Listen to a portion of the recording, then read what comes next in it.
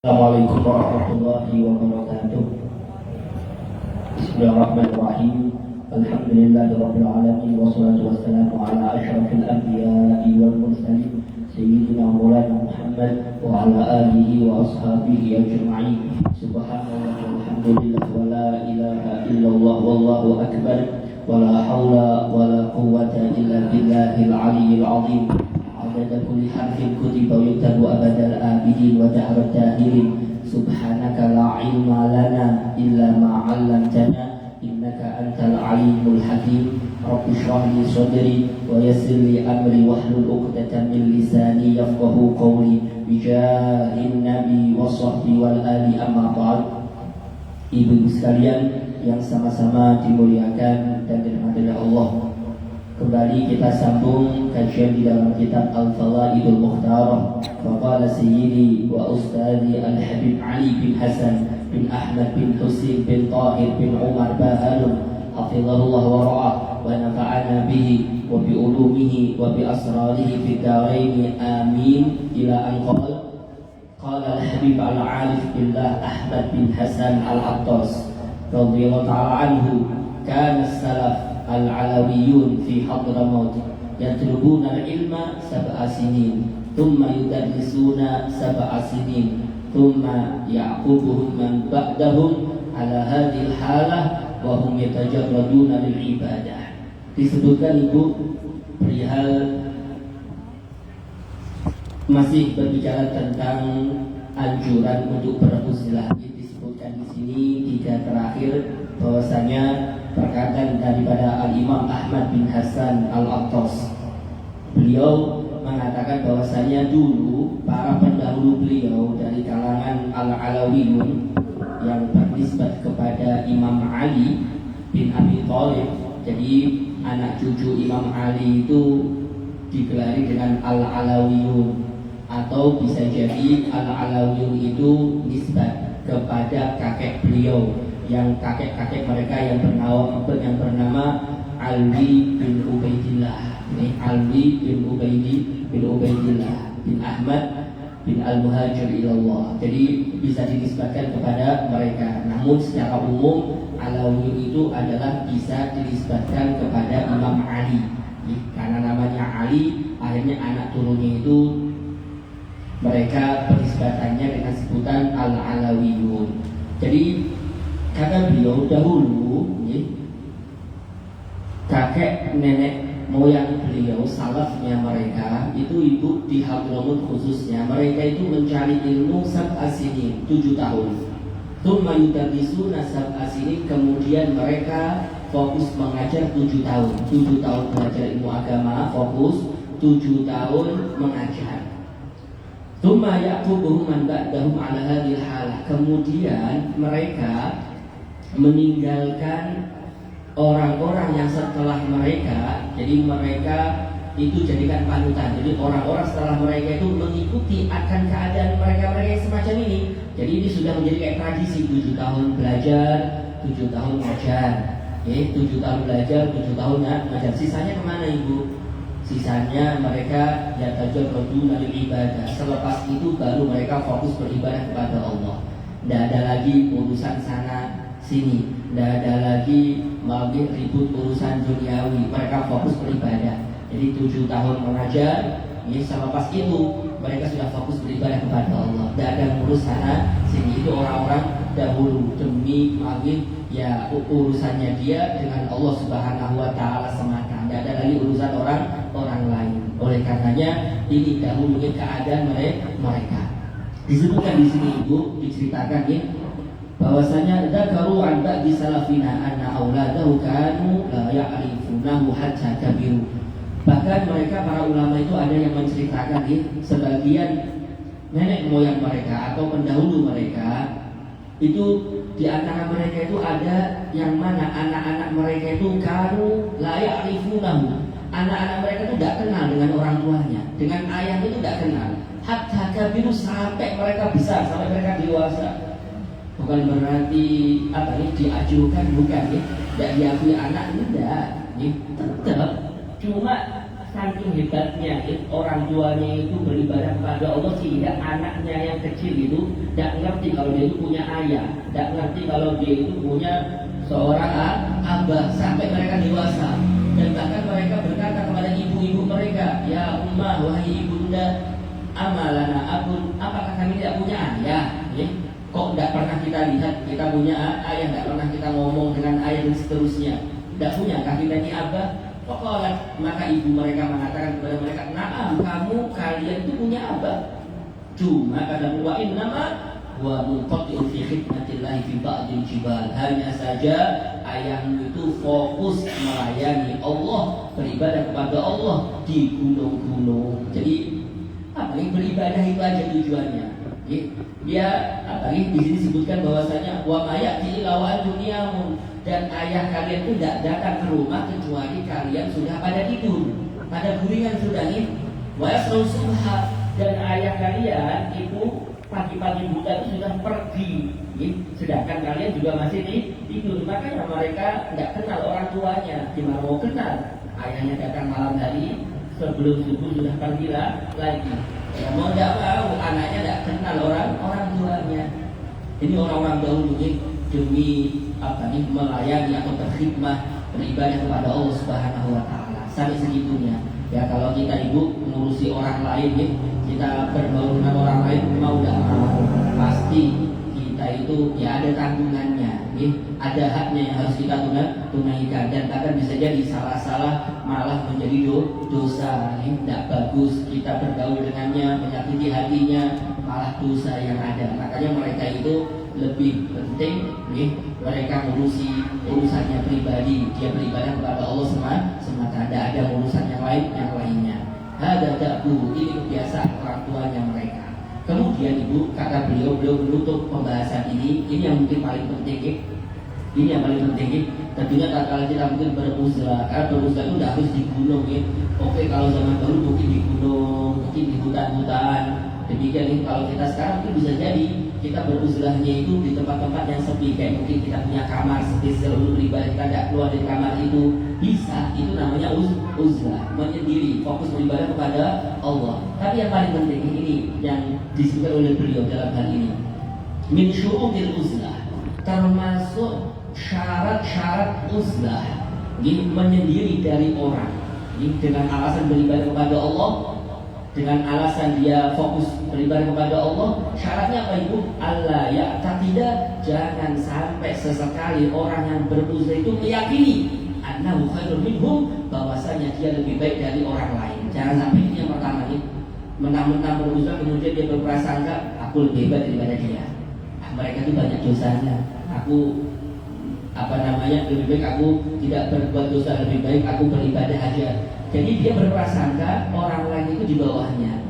Dia berprasangka bahwasanya dia lebih mulia daripada mereka. Ini keliru banget. Ini keliru banget. Bal ya'taq itu, bahkan dia harus meyakini annahu, bahwasanya iktazalahu, ia itu beruzlah, menyendiri, menghindar daripada mereka.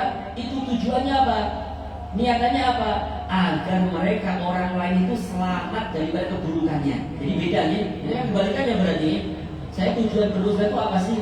Agar mereka orang lain itu tidak terjangkit penyakit saya, tidak terjangkit keburukan saya. Makanya saya perlu uzlah. Bukan sebaliknya. Kenapa sampai uzlah? Kenapa sampai kok menyendiri di dalam kamar beribadah kepada Allah? Ya, biar saya selamat daripada keburukan mereka. Karena ini berarti seakan-akan dia lebih unggul daripada mereka. Tidak bisa demikian. Tidak bakal sah uzlahnya. Tidak bakal sampai dia kepada Allah dengan keyakinan semacam itu. Kalau betul-betul uzlah, niatannya harus tepat. Ya? Apa niatannya ibu? Tujuannya dia beruzlah itu menyendiri, itu tujuannya agar orang lain itu selamat daripada keburukannya, agar orang lain itu selamat daripada kejahatannya, kemaksiatannya. Ini baru benar. Bukan sebaliknya, diputar balikan faktanya, tidak semacam itu, tidak semacam itu. Kalau kita meyakini yang semacam itu ibu, bahwasanya kita berusaha itu agar selamat daripada keburukan mereka, jelas ini kesombongan dalam dirinya. Ini jabar, ini orang sudah menyalahi akan bagi prinsip yang diajarkan oleh Nabi kita Muhammad SAW.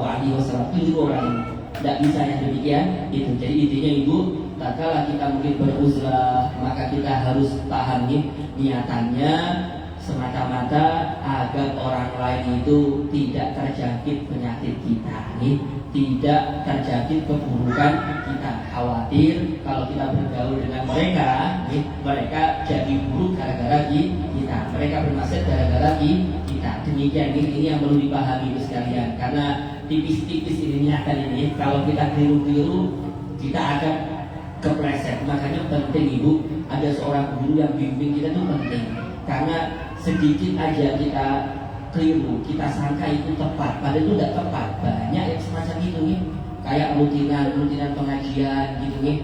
Ya, bukan berarti kita pindah tempat ke tempat lain berarti kita itu tidak istiqomah, tidak, tetap itu istiqomah. Terkadang ada orang tuh harus ngotot, harus di tempat saya, harus di sini, kalau tidak mau. Itu juga termasuk keangkuhan juga dalam hatinya. Itu bisa-bisa jadi juga keliru. Demikian oleh karenanya tidak boleh juga semacam itu, karena kepleset sedikit bisa akan fatal. Demikian karena itu berbeda ibu sekalian yang sama-sama dimuliakan dan dirahmati Allah. Kemudian ibu sekalian yang sama-sama dimuliakan dan dirahmati Allah, saya lagi di sini dengan tema al-amru bil ma'ruf, al-haddu al-amri bil ma'ruf, anjuran motivasi untuk menegakkan amar ma'ruf. Amar ma'ruf, demikian ya.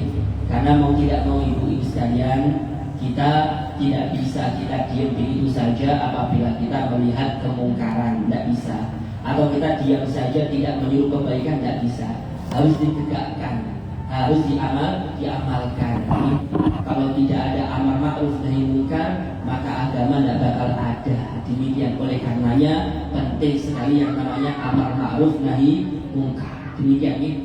Ya setidaknya kalau tidak bisa dengan kekuatan, kata kita melihat kemungkaran, kita tidak bisa merubahnya dengan kekuatan kita, dengan tangan kita, dengan kekuasaan kita. Ya kalau tidak mampu, mungkin kita takut terjadi fitnah, takut nanti diteror, takut nanti orang membeli kita. Ya setidaknya dengan lisan kita. Kalau dengan lisan kita tidak mampu juga, khawatir juga akan terjadi fitnah, ya minimal dengan hati kita.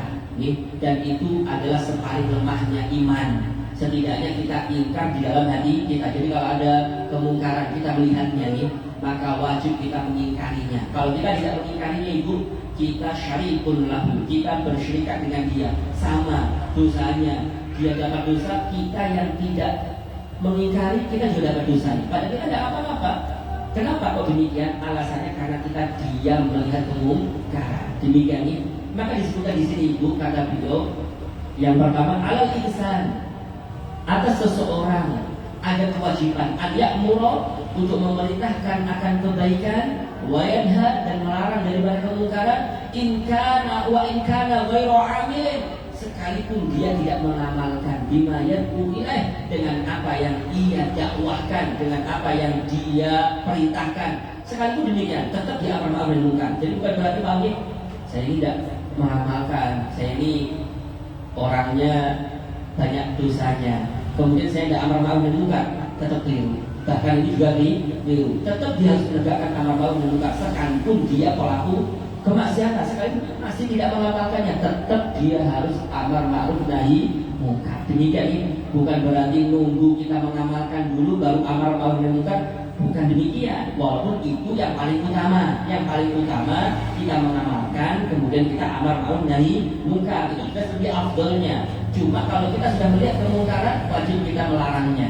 Tidak boleh tidak, sekalipun kita juga sama sepertinya, masih pendosa, masih berbuat kemaksiatan. Karena ini kewajiban, ini kewajiban bagi siapapun itu yang melihat kemungkaran. Dan juga sama, tatkala kita menyuruh kebaikan, maka juga sama, tidak pandang bulu, sekalipun kita tidak mengamalkannya. Kemudian ibu di sini disebutkan kata beliau, diriwayatkan bahwasanya Allah Subhanahu wa taala pernah mewahyukan kepada Nabi Yusha bin Nun, salah satu nabi ibu, karena jumlahnya nabi itu banyak nih, jumlahnya nabi itu 124.000.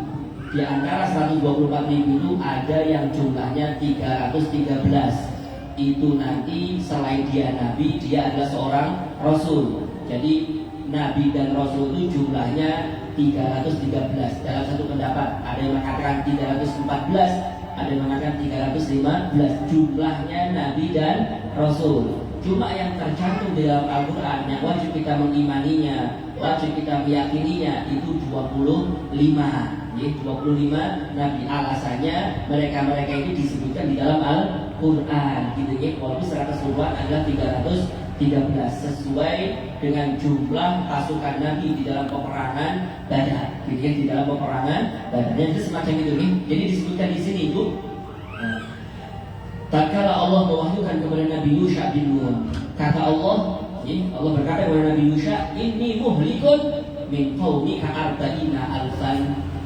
Kata Allah di dalam wahyunya, aku membinasakan kaummu, umatmu 40.000 jiwa, 40.000 orang ya, tidak tanggung-tanggung ini Bu, lebih dahsyat daripada tsunami, jumlahnya besar ini. Zaman dahulu kan jumlah 40.000 itu ya banyak ya, banyak karena tentunya tidak sebanyak zaman kita sekarang. 40.000 itu banyak. Jadi intinya di sini sebutkan bahwasanya Allah membinasakan 40.000 orang dari kaumnya Nabi Yusha bin Nun. 40.000 orang ibu min khiyar, 40.000 orang min khiyarin. Saya ulangi, 40.000 orang min khiyari, 40.000 orang yang dari orang khiyari, orang baik-baiknya, orang soleh-solehnya. Jadi 40.000 orang dari orang soleh. Wasikina alfan, dan 60.000 orang min syirarihim, dari kebalikannya orang soleh, orang toleh, orang-orang buruk, orang-orang jahat. Jadi yang dibinasakan oleh Allah 100.000 jumlahnya 100.000. 40.000 itu orang baik, orang soleh. 60.000 itu orang yang tidak soleh. Ini. Kemudian Nabi Yusha pun berkata kepada Allah, "Mabul akhiyar, ya Allah, kenapa kok yang baik ikut binasa juga? 40.000 orang ini yang soleh ini bukan 1-2. 40.000 orang yang soleh, kenapa kok ikut diazab? Kenapa kok ikut dibinasakan?" Kemudian Allah berfirman kepada Nabi Yusha bin Nun, "Innahum," karena sesungguhnya mereka yang 40 orang yang soleh ini, la yaghdabuna, mereka tidak marah, tidak benci, li ghadabi, karena benciku. Jadi karena marahku. Jadi kalau Allah murka, mereka tidak ikut murka. Kalau Allah murka nih, kalau seseorang bermaksud kepada Allah, maka tentunya Allah murka. Tapi mereka tidak murka. Orang-orang soleh itu tidak murka. Maka fakanu yu'akilunahum, dan bahkan mereka itu masih makan bareng bersama mereka, wa yusyaribunahum, dan minum bareng dengan mereka, kumpul dengan mereka maksudnya ini. Maka gara-gara itulah mereka diadab oleh Allah. Ini 40.000 orang yang baik ribu diadab oleh Allah semuanya. Gara-gara ya tadi ini tidak menegakkan amar ma'ruf nahi munkar, diem aja, tidak ada urusan. Itu kan pribadi, tidak ada urusan. Yang penting saya beribadah kepada Allah. Yang penting saya taat kepada Allah. Tidak bisa tetap diadab oleh Allah. Karena di sini ada kewajiban untuk menegakkan amar ma'ruf nahi munkar. Demikian nih. Kemudian ibu, hampir senada dengan cerita ini disebutkan cerita yang amat sangat populer ini, bahkan disebutkan dalam Al-Quran di qissati ahli qaryah allati kanat hadiratal bahr. Satu cerita di dalam penduduk desa yang hidup di pesisir pantai, yang dikenal dengan sebutan Ashabus Sabti, karena memang di waktu itu ibu, mereka itu dilarang oleh Allah untuk mencari ikan di hari Sabtu. Cuma tatkala turun larangan ini, mereka itu istahalu al-istiyada, mereka itu menghalalkan mencari ikan yang diharapkan kepada mereka di hari Sabtu. Jadi mereka itu menghalau tidak apa-apa. Jadi mereka cari trik nih. Jadi ceritanya di hari Sabtu itu banyak-banyaknya ikan. Jadi dia itu nampung, dia ditampung, ikannya ditampung di hari Sabtu, ditampung, nanti ngambilnya di hari Minggu. Cari trik. Memang betul tahu mereka kalau ini haram tahunya di hari Sabtu, tapi mereka tidak ngambil terang-terang di hari Sabtu, tidak ngambil terang-terangan. Tapi mereka kayak trik nih. Karena memang di waktu itu di hari Sabtu itu banyak ikannya ibu, ya. Entah kenapa pada hari Sabtu banyak ikan, tidak di hari lain itu sedikit, sehingga mereka itu pakai trik, di akal-akalan. Oh kalau kayak gitu kita bikin kayak jebakan lah bahasanya, biar nanti kumpul ikannya di suatu tempat, nanti kita ambilnya di hari Minggu. Kan tidak masalah, kan ini halal aja.